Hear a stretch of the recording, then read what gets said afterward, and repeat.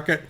They do turn up periodically. Be extremely careful around them. They are most of the time, 99 out of 100 of the ones that you see on the market are copies. Literally 99 out of 100. But when you look at this one very carefully, this I believe sold at Christie's, you look at the detail of the butterflies. And there's a certain randomness, sense of motion that they have. There was the famous pair of butterfly vases with the loop handles that sold. They were 18th century Chilean examples that sold for $15 or $20 million years ago, and they were sort of the litmus test for the popularity of the butterfly pattern, I guess. And they weren't a match pair. They were what they referred to as a complementary pair. But this is a very nicely. These butterflies are particularly well done. Lots of detail in them, and they have a sense of flight to them. If you sort of squint your eyes, they almost look like they could just move around.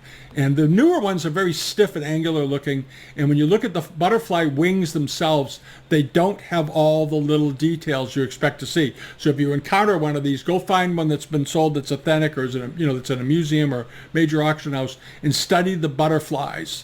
And you'll see the difference. The new copies, the butterflies are not as well done, and then when you flip the thing over, the foot rims are often don't look quite right.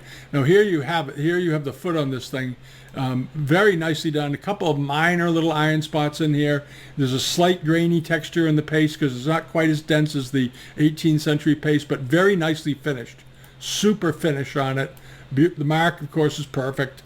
And then you have this nice rounded foot, this inner wall glazed, beautifully going sort of straight down to the bottom of the piece, and the bottom, and this is slightly convex, lifts off just slightly, because the bottoms of these tend to be very thick, so they didn't sag much in the kiln.